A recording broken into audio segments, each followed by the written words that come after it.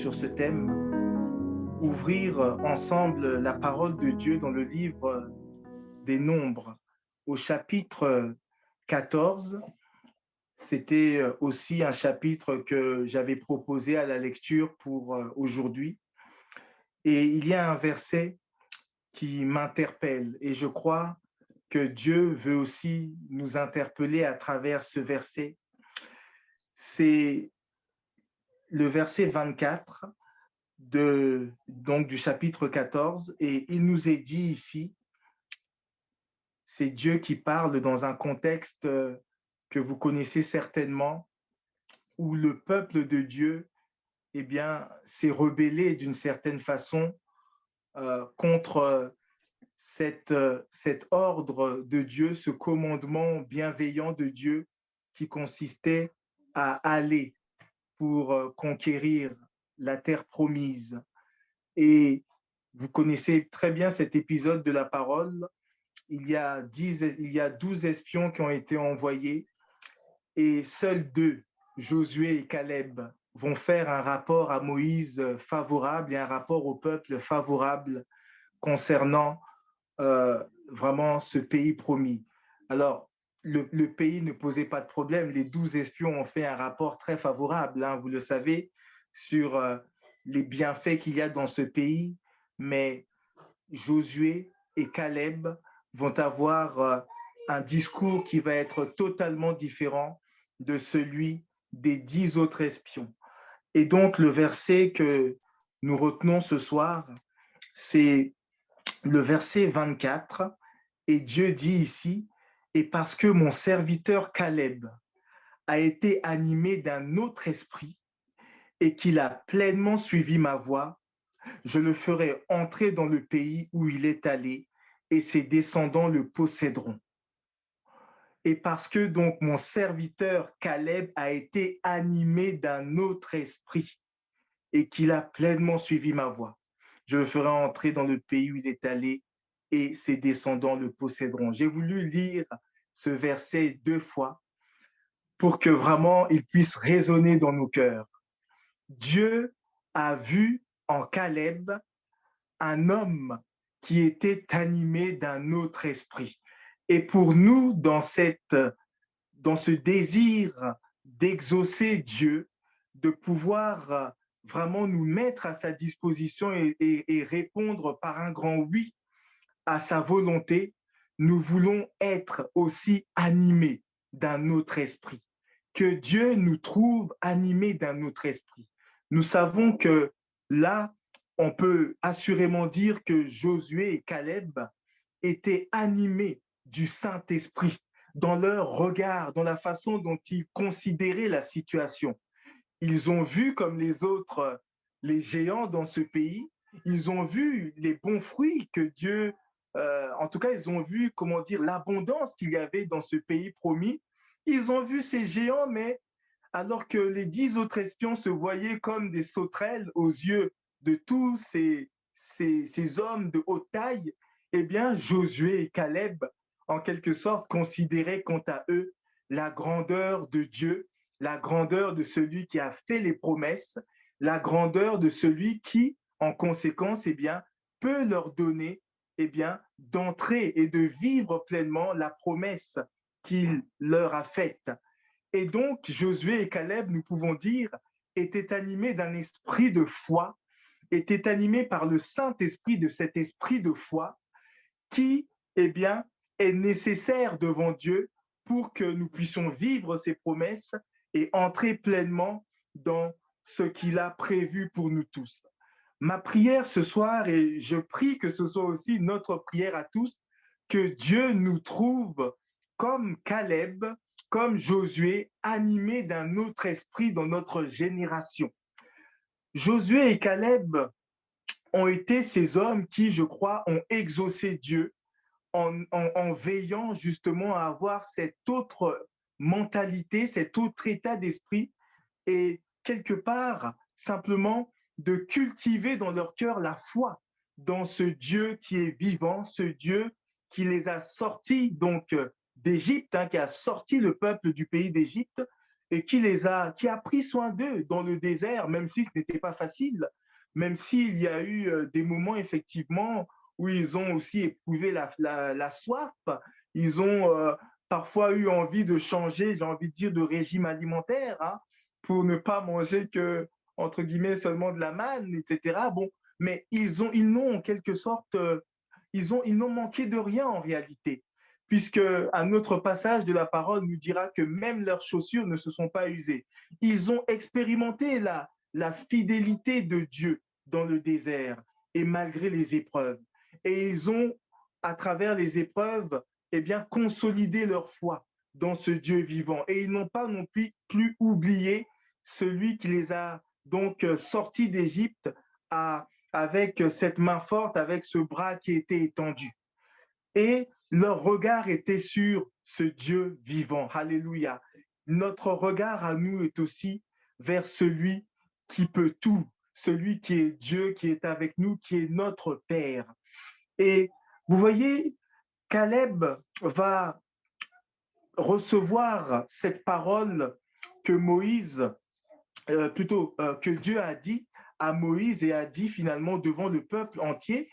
Et on va le retrouver, Caleb, plusieurs années plus tard. On lit ensemble un autre verset dans le livre donc, de Josué au chapitre 14. Et je lis donc avec vous ce verset 12. Je vous conseille même de lire, quand vous aurez le temps, eh bien, tout ce passage à partir du verset 6 jusqu'à la fin du chapitre 14. Là, il est question donc voilà, de la répartition de la terre promise. On est déjà dans un élan de conquête avec Josué, qui est ce leader spirituel. Et Dieu, eh bien, a commencé déjà à donner en héritage, voilà, à la demi-tribu de Manassé, et puis à une autre tribu, il a commencé déjà à leur donner l'héritage de la terre promise comment dire, de l'autre côté du Jourdain. Et il y a encore toute cette terre à conquérir, justement, euh, après le Jourdain. Et Josué et Caleb plutôt va se souvenir de la promesse que Dieu avait faite. Et il va dire ceci à Josué. Peut-être vous me permettrez, je voulais lire le verset 12, mais je vais étendre un petit peu ma lecture parce que je pense que ça peut nous faire du bien de comprendre comment Caleb a raisonné durant tout ce temps. Je le lis à partir du verset 6. Hein, voilà. Les fils de Juda s'approchèrent de Josué à Gilgal, et Caleb, fils de Jéphuné, le Kénisien, lui dit, tu sais ce que l'Éternel a déclaré à Moïse, homme de Dieu, à mon sujet et au tien, à Kadès Barnéa. J'étais âgé de 40 ans lorsque Moïse, serviteur de l'Éternel, m'envoya de Kadès Barnéa pour explorer le pays, et je lui fis un rapport avec droiture de cœur. Mes frères qui étaient montés avec moi découragèrent le peuple, mais moi je suivis pleinement la voie de l'Éternel mon Dieu. Et ce jour-là, Moïse jura en disant, le pays que ton pied a foulé sera ton héritage à perpétuité, pour toi et pour tes enfants, parce que tu as pleinement suivi la voie de l'Éternel mon Dieu. Maintenant, voici l'Éternel m'a fait vivre comme il l'a dit. Il y a 45 ans que l'Éternel parlait ainsi à Moïse lorsqu'Israël marchait dans le désert. Et maintenant, voici, je suis âgé aujourd'hui de 85 ans. Je suis encore vigoureux comme au jour où Moïse m'envoya. J'ai autant de force que j'en avais alors, soit pour combattre, soit pour sortir et pour entrer. Donne-moi donc cette montagne dont l'Éternel a parlé dans ce temps-là. Car tu as appris alors qu'il s'y trouve des Anakim et qu'il y a des grandes villes, il y a des villes grandes et fortifiées. L'Éternel sera peut-être avec moi et je les chasserai comme l'Éternel l'a dit. Josué bénit Caleb, fils de Jéphuné, et lui donna Hébron pour héritage.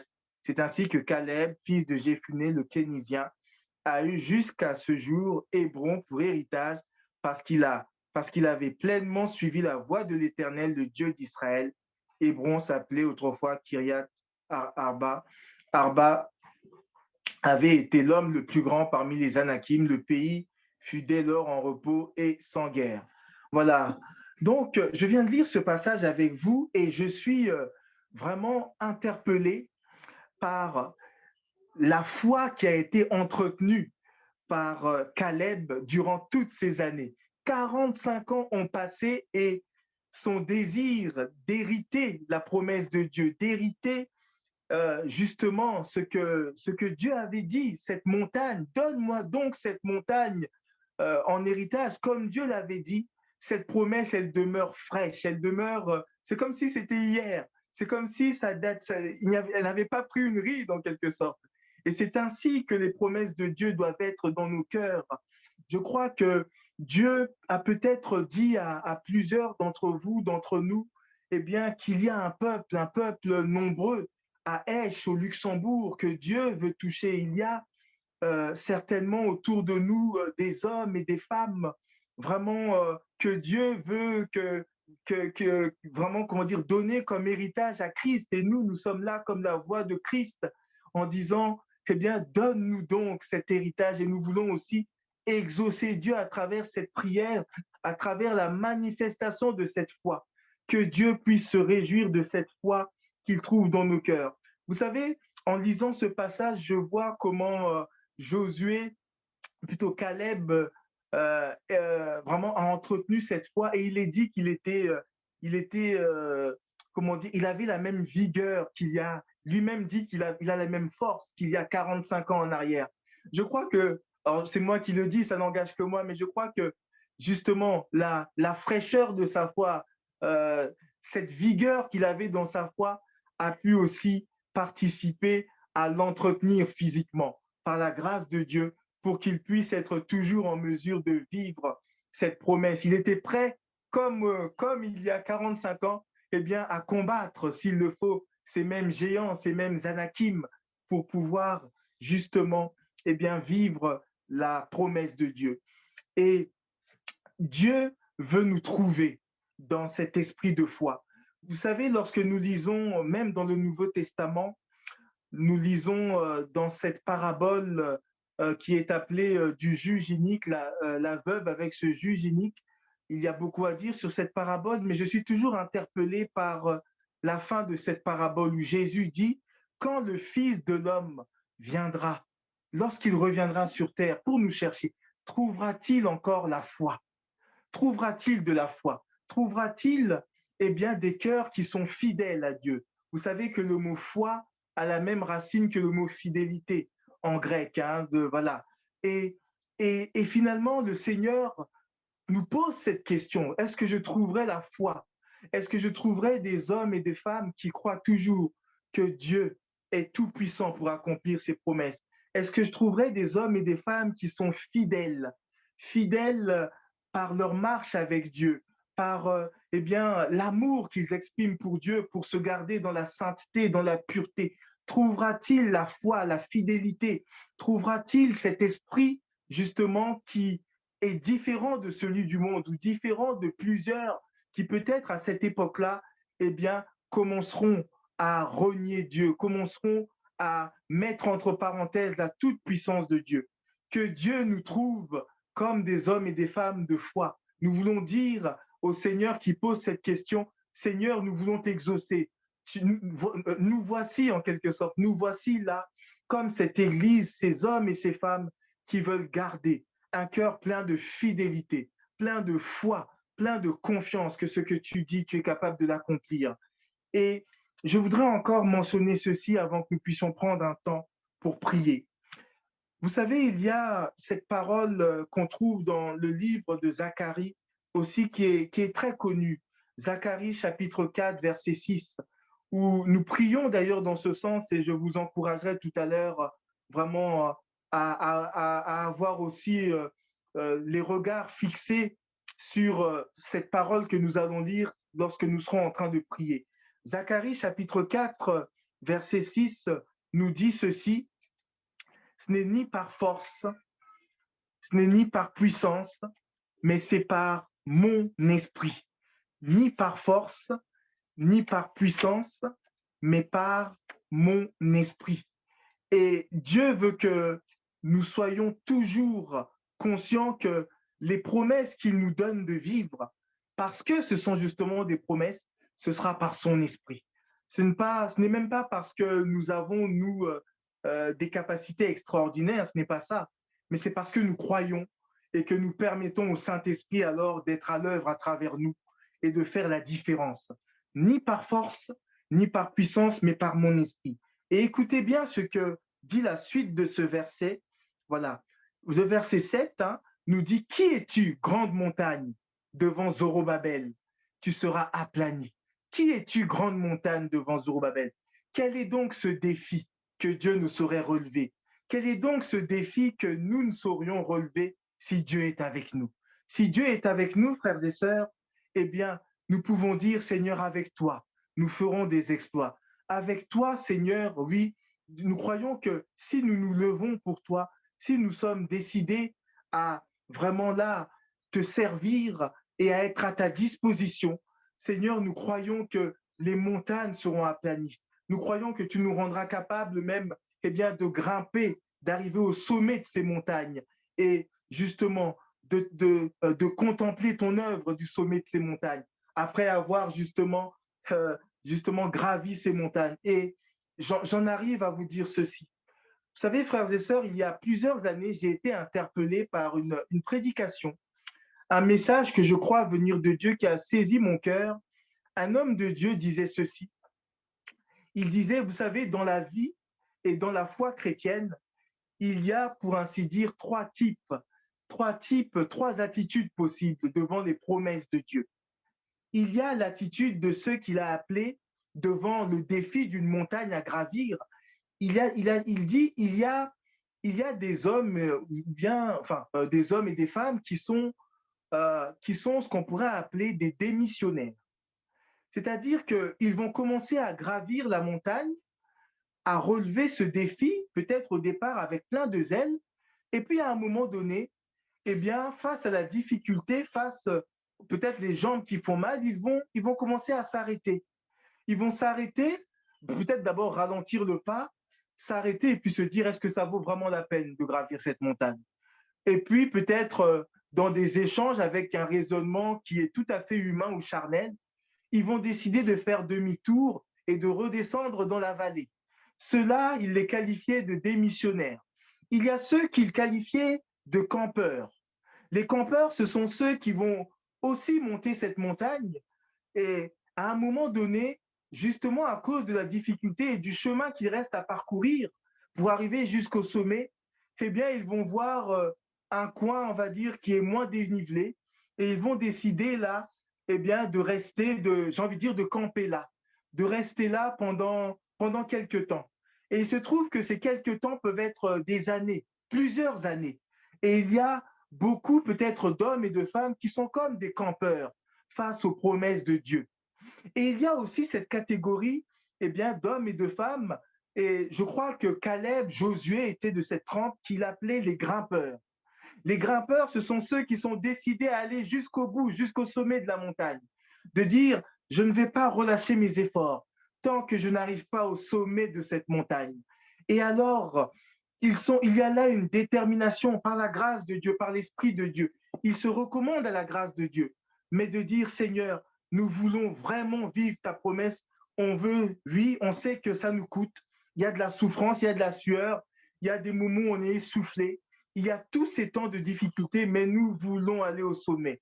Et par la grâce de Dieu, que Dieu nous trouve eh bien, dans cet état d'esprit d'être des grimpeurs, d'être ceux et celles qui vont aller jusqu'au bout par la grâce de Dieu.